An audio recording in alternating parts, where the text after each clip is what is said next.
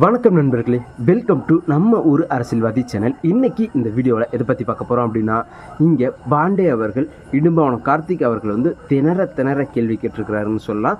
ஒவ்வொரு கவுண்டருக்குமே ஒவ்வொரு ரீப்ளே கொடுத்துருக்கிறாரு. இன்னும் சொல்லப்போனால் இங்கே அவருடைய மீம்ஸ் மிகப்பெரிய அளவில் வந்து இங்கே வைரல் ஆகிட்டுருக்கு. அது என்ன அப்படிங்கிறதையும், அது மட்டும் இல்லாமல் 4000 கோடி என்னதான் ஆச்சு அப்படிங்கிற கேள்வி பொதுமக்களும் இங்கே எழுப்பிட்டு இருக்கிறாங்க. அது மட்டும்தானா அப்படின்னு கேட்டால் இல்லைங்க. இங்கே விஜய் அவர்களுக்கு சின்னம் ஒதுக்கியிருக்கிறாங்க. அது எந்த சின்னம், எத்தனை சின்னங்கள் ஒதுக்கியிருக்கிறாங்க, அவங்க எந்த சின்னத்தை வந்து செலக்ட் பண்ணலாம் அப்படிங்கிற மாதிரியான ஆய்வில் ஆலோசனையில் இறங்கியிருக்கிறாங்க. ஸோ இதை எல்லாத்தையும் தான் இந்த வீடியோவில் நம்ம பார்க்க போகிறோம். வீடியோக்குள்ளே போகிறதுக்கு முன்னாடி நம்ம சேனலை சப்ஸ்கிரைப் பண்ணல அப்படின்னா மறக்காமல் சப்ஸ்கிரைப் பண்ணி வச்சுக்கோங்க. அது மட்டும் இல்லாமல் என்னுடைய கருத்துலேருந்து மாற்று கருத்துக்கள் இருந்துச்சு அப்படின்னாலும் அதையும் கமெண்ட் செக்ஷனில் பதிவிடுங்க. கருத்துக்கள் வரவேற்கப்படுகிறது. மறுபடியும் சொல்கிறேன், நம்ம ஊர் அரசியல்வாதி சேனலை சப்ஸ்கிரைப் பண்ணி வச்சுங்க. வாங்க வீடியோக்குள்ளே போகலாம். முதல்ல இங்கே விஜய் அவர்களுக்கு சின்னம் ஒதுக்கப்பட்டிருக்குது அப்படின்ட்டு சொல்லியிருந்தாங்க. அப்படி போய் பார்க்குறப்ப சின்னம் வந்து ஒதுக்கப்படல, அவங்களுக்கு ஒரு குறிப்பிட்ட சின்னங்கள், அதாவது ஒரு 5 சின்னங்கள் கொடுத்துருக்குறாங்க. அதில் எது உங்களுக்கு வேணும் அப்படின்ட்டு கேட்டிருக்கிறாங்க. அதை அவங்க செலக்ட் பண்ணி கொடுக்க போகணும். அது மட்டும் இல்லாமல் அந்த சின்னங்கள் எப்படியெல்லாம் இருக்கணும் அப்படின்னு இவங்களுடைய பிளான் எப்படின்னா, முக்கியமாக இளைஞர்களுக்கும் பெண்களுக்கும் கவரக்கூடிய வகையில் இருக்கணும் அப்படிங்கிற மாதிரி தாவேக தரப்பு சொல்லிட்டு வராங்க. அது மட்டும் இல்லாமல் இன்னொரு முக்கியமான விஷயம் சொல்லணும். என்னென்னா, கரூரில் இருக்கிற மக்களை வந்து இவரால் நேரில் சந்திக்க போக முடியாத சூழல் இருக்கிறதுனால இங்கே அங்கிருந்த மக்களை எல்லாத்தையுமே சென்னைக்கு கூட்டிகிட்டு வந்து இங்கே ஒரு மண்டபத்தில் வச்சு பார்க்குற மாதிரி ஒரு பிளான் போயிட்டுருக்கு அப்படிங்கிற அந்த ஒரு தகவலும் இங்கே சோசியல் மீடியாவில் பரவிட்டுருக்கு. ஸோ இதை பற்றின உங்களுடைய கருத்து என்ன அப்படிங்கிறதையும் மறக்காமல் கமெண்ட் பாக்ஸில் சொல்லுங்கள். ஏன் இதை நான் சொல்கிறேன் அப்படின்னா, இங்கே நிறைய பேர் சொல்ல ஆரம்பிச்சிருவாங்க, இங்கே பனையூரை விட்டு வெளியே வரமாட்டாரா அப்படிங்கிற ஒரு கேள்வி எல்லாருமே கேட்க ஆரம்பிப்பாங்க. ஆனால் ரியல் ஃபேக்ட் என்ன அப்படிங்கிறத நம்ம பார்த்தாக்கணும். ஏன்னா இங்கே அவங்களுக்கு அனுமதி கொடுத்துட்டாங்க அப்படின்னா பிரச்சனையே இல்லை. தளபதி விஜய் அவர்கள் வந்து போயிட்டு நேரில் அவங்கள அந்த இடத்துலையே போய் பார்க்கலாம். ஆனால் அப்படி கொடுக்க முடியாத சூழ்நிலையில் இதை தள்ளி போயிட்டே இருக்கக்கூடாது அப்படிங்கிறதுனால இந்த ஒரு முடிவை எடுத்திருக்கிறாங்க அப்படின்ட்டு தான் நான் இதை பார்க்குறேன். ஏன்னா பாதிக்கப்பட்ட மக்களை பார்க்கலன்ட்டு ஒவ்வொரு கட்சியும் சொல்லிகிட்டு இருக்கிறாங்க. இன்னும் சொல்ல போனால் எல்லா கட்சியுமே இதை மிகப்பெரிய ஒரு குற்றச்சாட்டாக வச்சிட்டு இருக்கிறாங்க. அதிலிருந்து மாறுபடணும் அப்படின்னா இது மாதிரி ஒரு செயல் செஞ்சாகணும். ஆனால் இந்த ஒரு விஷயத்துக்கும் இங்கே நிறைய பேர் கேள்வி எழுப்புவாங்க. ஏன் விஜய் அவர்கள் வந்து பாதிக்கப்பட்ட மக்களை வந்து பார்க்க மாட்டாங்களா, இங்கே விஜயை தான் பாதிக்கப்பட்ட மக்கள் வந்து பார்க்கணுமா அப்படின்னு.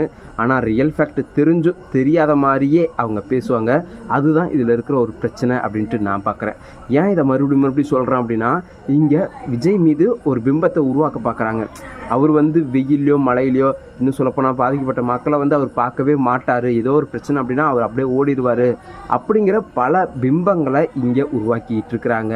ஸோ அந்த பிம்பங்களுக்கு எல்லாம் கூடிய சீக்கிரம் கண்டிப்பாக அவர் பதிலடி தருவார் அப்படின்ட்டு நான் நினைக்கிறேன். ஸோ இதுக்கு முன்னாடி நான் இன்னொரு விஷயம் சொல்லியிருந்தேன்ல, இந்த 400 கோடி என்னாச்சு வடிகால் திட்டத்துக்கு செலவு பண்ணது அப்படின்னு கேட்டால் அது அப்படியே போயிடுச்சு தண்ணியா அப்படிங்கிற மாதிரி தான் தோணுது. ஏன்னா 2 நாள் பெஞ்ச அந்த மழைக்கே இங்கே நிறைய இடங்களில் சென்னையில் தண்ணி தேங்கி நிற்கிது, இன்னும் வடிய மாட்டேங்குது. ஆனால் இங்கே சன் நியூஸ்லேயோ இல்லை மற்ற திமுக சார்ந்த ஊடகங்கள் எல்லாத்துலேயுமே வந்து கொஞ்ச நேரத்தில் போய் பார்த்தோம்னா அந்த இடம் ட்ரை ஆகிடுது அப்படின்ட்டு சொல்லியிருக்கிறாங்க.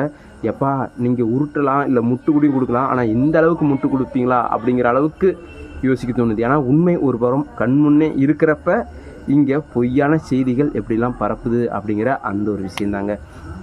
சரி, அது மட்டும்தானா அப்படின்னு கேட்டால் இல்லை, இன்னொரு விஷயம் உதயநிதி அண்ணா வந்து சொல்லியிருக்கிறாரு. என்ன அப்படின்னா, இங்கே வந்து இயற்கை சீற்றத்தை நம்ம எல்லாரும் ஒன்று சேர்ந்து எதிர்ப்போம் அப்படின்னு சொன்னார். ஸோ உண்மையாலுமே இந்த வசனம் வந்து இவர் மட்டும் சொல்லலை, இவங்க தாத்தாவும் சொல்லியிருக்கிறாரு, இவங்களுடைய அப்பாவும் சொல்லியிருக்கிறாரு, இப்போ இவரும் சொல்கிறாரு. எப்பா அப்புறம் எதுக்குப்பா அந்த 4000 கோடி வந்து ஒதுக்குனீங்க அப்படின்னு கேட்டால் அதுக்கு மட்டும் பதில் கிடையாது. அது ஒதுக்குனது வந்து மக்களுக்கு இல்லைப்பா, எங்கள் மக்களுக்கு அப்படிங்கிற அளவுக்கு அவங்களுடைய திட்டங்கள் செயல்பட்டுருக்கு அப்படின்ட்டு தான் இதில் பார்க்க முடியுது. ஏன் இதை நான் சொல்கிறேன் அப்படின்னா, இங்கே வந்து கருணாநிதி அவர்களும் அதே இடத்துல வேட்டியை மடித்து கட்டிக்கிட்டு ஒரு போஸ் கொடுப்பாரு, தண்ணி வெள்ளத்தில் நிற்கிற மாதிரி. அதே மாதிரி தான் ஸ்டாலின் அவர்களும் கொடுத்துருந்தார். இப்போ உதயநிதி அண்ணாவும் அதை தான் கொடுக்குறாங்க.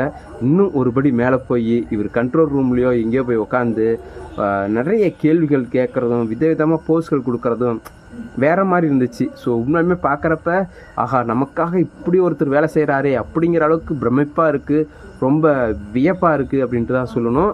ஸோ பார்த்துங்க மக்களே, இத்தனை வருடங்கள் இல்லாத அளவுக்கு இப்போ அவர் பண்ணுறாருன்னா ஸோ உங்களுக்கே தெரியும் எதுக்கு அப்படின்ட்டு நான் மறுபடியும் சொல்ல தேவையில்ல. தேர்தல் வருது அப்படிங்கிற ஒரே ஒரு காரணம் தான். சரி, இந்த ஒரு பக்கம் இருக்கட்டும்.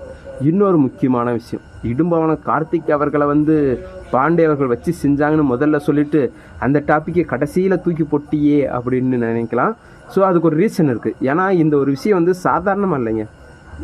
எங்கே போனாலும் இடும்பவனம் கார்த்திக் சொல்கிற ஒரே ஒரு விஷயம் என்னென்னா, ஏன் விஜய் அவர்கள் போய் சந்திக்கவே இல்லை? கரூரில் இப்படி அவன்கிட்ட பிரச்சனை நடந்துச்சுக்கு முக்கிய காரணம் அவரு தான். இதெல்லாம் யார் சொல்கிறது? இடும்பவனம் கார்த்திக், நாம் தமிழர் கட்சியில் இருக்கிற கார்த்திக் அவர்கள் பேசுகிறாங்க. திமுகவினர்லாம் பேசலை இந்த அளவுக்கு. ஸோ இன்னும் இது நாள் வரைக்கும் பேசிகிட்டு இருக்கிறது யார் அப்படின்னு கேட்டிங்கன்னா, நாம் தமிழர் கட்சியில் இருக்கிற இடும்பவனம் கார்த்திக் அவர்கள் தான் சொல்லிகிட்டு இருக்கிறாங்க. இன்னும் சொல்லப்போனால் ஒரு படி மேலே போயிட்டு அவங்களுக்கெல்லாம் கூட்டத்தில் மயங்கி விழுறாங்க, இறக்குறாங்க அப்படின்னு சொன்ன உடனே பாண்டே அவர்கள் ஏன் அதிமுக கூட்டத்தில் 2 பேர் இறந்தாங்களே உங்களுக்கு தெரியாதா அப்படிங்கிற ஒரு கேள்வி வச்சார். அதுக்கப்புறமேட்டுக்கு இன்னொரு பதில் சொன்னார். என்ன அப்படின்னா, இங்கே ஏங்க சொன்ன நேரத்துக்கு வரல அப்படின்னு கேள்வி வச்சதுக்கு, எங்க டானு மணி அடித்த மாதிரி உங்கள் தலைவர் மேடையில் பேசுகிறாரா அப்படின்னு அந்த ஒரு கேள்வியும் இங்கே வச்சுருந்தார் பாண்டே அவர்கள். இது மட்டும்தானா இல்லை அப்படிங்கிறத தாண்டி இன்னொரு முக்கியமான விஷயம் என்ன அப்படின்னா, இவங்களுக்கெல்லாம் பர்மிஷனே கொடுக்கக்கூடாது அப்படின்னோடனே எங்கே அது எப்படிங்க ஜனநாயக உரிமையாக இருக்கும் அப்படிங்கிற அந்த ஒரு கேள்வியும் வச்சார். இங்கே இவ்வளோ கூட்டம் வருதே அப்படின்னு கார்த்தி சொல்லவும் மறுபடியும் பாண்டே அவர்கள் என்ன சொன்னார், உங்கள் கட்சிக்கு கூட்டம் வரலன்னா மற்றவங்களுக்கு யாருக்கும் கூட்டமே போகக்கூடாதா அப்படிங்கிற அந்த ஒரு கேள்வியும் மறுபடியும் வச்சார். ஸோ இது மாதிரி அந்த இன்டர்வியூவில் அது ஒரு விவாத மேடை மாதிரி அமைச்சு பேசியிருந்தாங்க. ஸோ அந்த விவாத மேடையில் முழுக்க இடும்பவனம் கார்த்திக் அவர்களை வச்சு செஞ்சது ரங்கராஜ் பாண்டே அவர்கள் தான். மற்றவங்களும் செஞ்சுருக்கிறாங்க, ஆனால் அந்த அளவுக்கு பிரபலமாகலை. ஏன் இதை பிரபலமாக ஆக்குனாங்க அப்படின்னா, இது ரியல் ஃபேக்ட். ஏன்னா எல்லா இடத்துலையும் இதே அறக்கோவல் தான் நீங்கள் கூவிட்டு இருக்கிறீங்க அப்படிங்கிறத எல்லாருமே பார்த்துருக்குறோம். ஆனால் நீங்கள் உங்களை யாரும் கேள்வி கேட்க முடியல, எங்களை மாதிரி ஆட்கள் வீடியோக்கள் மட்டும்தான் போட்டுட்ருக்குறாங்க. ஆனால் அங்கே உடனுக்குடன் கேள்வி கேட்டது ரங்கராஜ் பாண்டே அவர்கள் தான். ஸோ அதனால தான் இந்த ஒரு வீடியோ மிகப்பெரிய அளவில் வைரலானுச்சு. எனக்கு இருக்கிற ஒரே ஒரு ஆசை என்னென்னா, இங்கே ரங்கராஜ் பாண்டே அவர்கள் மறுபடியும் அந்த ஆயுத எழுத்து மாதிரி ஒரு ஷோவை ஓப்பன் பண்ணி இடும்பவனம் கார்த்திக் மாதிரியான ஆட்களை கூப்பிட்டு உட்கார வச்சு அவங்க செய்யணும் அப்படிங்கிறதான். ஏன் இதை நான் சொல்கிறேன்னா, இங்கே ஒரு முறை கச்சத்தீவுக்கு நீங்கள் எப்படி தீர்வு காண்பீங்க அப்படின்னு ரங்கராஜ் பாண்டே அவர்கள் சீமான்கிட்ட கேள்வி கேட்டாங்க. அவர் வாயடிச்சு போயிட்டார். எதுவுமே பதில் சொல்ல முடியாது. ஏன்னா எங்கே போய் மீட்பீங்க அப்படின்னா, யாருடைய உதவியோட மீட்பீங்க அப்படின்னா மத்திய அரசோடைய உதவியோட தான் ஐநா சபையில் போகணும். அப்படி இருக்கும் பட்சத்தில் மத்திய அரசு தான் நீங்கள் எதிர்க்கிறீங்க அப்படிங்கிறப்ப, 2 அரசுமே எதிர்க்கிறீங்க அப்படிங்கிறப்ப எப்படி அப்படிம்பாங்க. அது இல்லாமல் கொடுத்தது தானே அப்படின்னு அவர் வாயாலேயே மெதுவாக வர வச்சார் ரங்கராஜ் பாண்டே அவர்கள். ஸோ அந்த அளவுக்கு பேசக்கூடிய வல்லமை படைத்தவர் தான் ரங்கராஜ் பாண்டே அவர்கள், அதில் மாற்று கருத்து இல்லை. அது மாதிரி அதாவது நம்ம பேசுகிறது சரியாக பேசுகிறோமா இல்லையா அப்படின்னு ஒரு விஷயம் இருக்குது. பேசுனதையே பேசிட்டு பொய்யான கருத்துக்களையே பரவிக்கிட்டு அப்படின்ற ஆட்களில் இது மாதிரி ஆட்கள்கிட்ட கோத்து விடணும். அப்படி கோத்து விட்டால் தான் நாளைக்கு இவருடைய லட்சணம் என்ன அப்படிங்கிறது தெரிய வரும். ஏன்னா வெறும் வாய்ச்சவடால் அப்படின்னு சொல்லுவாங்க இல்லையா, ஸோ அது மாதிரியான ஆட்கள் தான் நாம் தமிழர் கட்சியில் இருக்கிறவங்க அப்படின்ட்டு தான் நான் பார்க்குறேன். ஏன்னா இங்கே ஒரு பக்கம் சாட்டை துரைமுருகன் மாறி மாறி பேசுகிறதுல மிகப்பெரிய வல்லமை பெற்றவர், டாக்டர் பட்டமே கொடுக்கலாம், அந்த அளவுக்கு மாறி மாறி பேசுவார். இந்த பக்கம் சவால் விடுறதுலையும் அசிங்கமாக நாகரிகமாக பேசுகிறதுலையும் இவரும் ஒரு அளவுக்கு டாக்டர் கிரேடு கொடுத்துடலாம். ஏன்னா அந்தளவுக்கு வளர்ந்து வந்துக்கிட்டு இருக்கிறாரு. ஸோ அதனால் அவருக்கும் கொடுத்துடலாம். ஒட்டுமொத்தமாக நாம் தமிழர் கட்சியில் இருக்கிற எல்லாருக்குமே மிகப்பெரிய அளவில் டாக்டர் கிரேடு கொடுத்துடலாம்.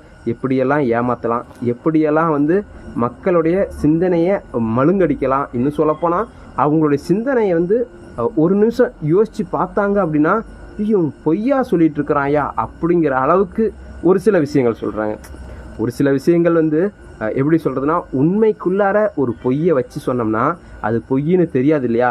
ஸோ அது மாதிரி வேலைகள் தான் நாம் தமிழர் கட்சிக்காரங்க பண்ணிகிட்டு இருக்கிறாங்க.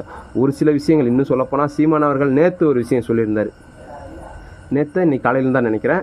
என்னென்னா, நெல் கொள்முதல் ஆந்திராவிலேருந்து சிஎம் பண்ணுறாங்க, இங்கே இருக்கிற நெல் கொள்முதலை தாமதமாக்கி இங்கே இருக்கிற நெல்லை எல்லாத்தையும் வீணாக்கிட்டு ஆந்திராவிலேருந்து எதுக்கு கொண்டுட்டு வரணும், நம்ம ஊர் விவசாயிகளை ஏன் கவனிக்கல அப்படிங்கிற கேள்வியெல்லாம் ரொம்ப ரொம்ப சரியானது.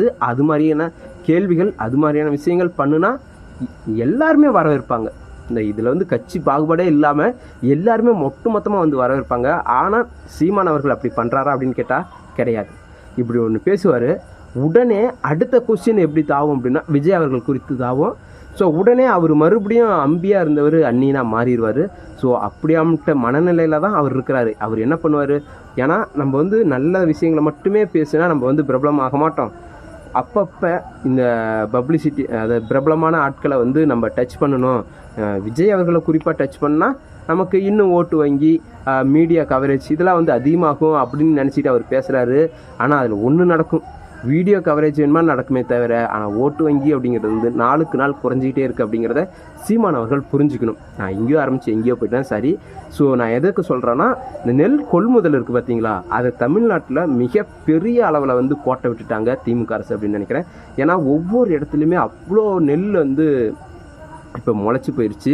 ஸோ அந்த ஒரு விஷயத்தை சிஎம் ஏன் கண்டுக்கல அப்படிங்கிற கேள்வியும் இந்த இடத்துல வைக்கிறேன். ஏன்னா தமிழக விவசாயிகளை அழிச்சிட்டு ஆந்திராவிலேருந்து ஒரு நெல் கொள்முதல் பண்ணுறீங்கன்னா இங்கே யாரை நீங்கள் வாழ வச்சுக்கிட்டு இருக்கிறீங்க அப்படிங்கிற ஒரு கேள்வியும் இங்கே எழும்பதானே செய்யுது. ஸோ இப்படி நீங்கள் இல்லாமல் ஒரு சராசரியான நெல் கொள்முதல் நிலையத்தை எல்லா இடத்துலையுமே அமைங்க. அது மட்டும் இல்லாமல் அமைச்சதோடு நிறுத்திக்க முதல்ல அமைக்கணும். அதுக்கப்புறமேட்டுக்கு நீங்கள் நெல் கொள்முதல் பண்ணணும்.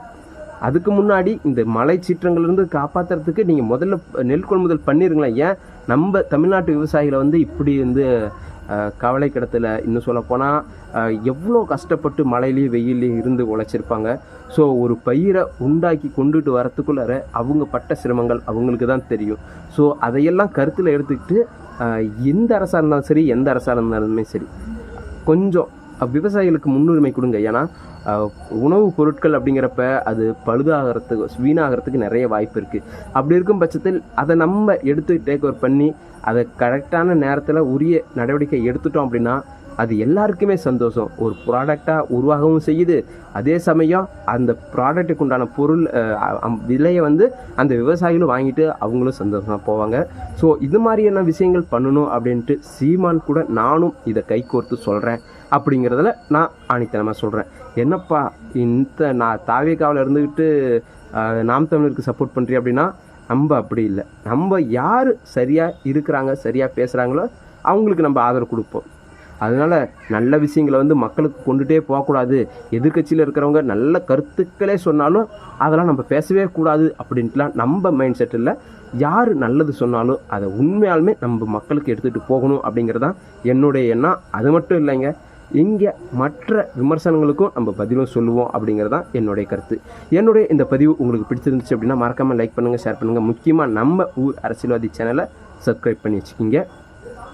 ஸோ என்னுடைய கருத்து வந்து மாற்று கருத்துக்கள் இருந்தாலும் அதையும் கமெண்ட் செக்ஷனில் பதிவிடுங்க. மீண்டும் ஒரு பதிவில் சந்திப்போம். நன்றி, வணக்கம்.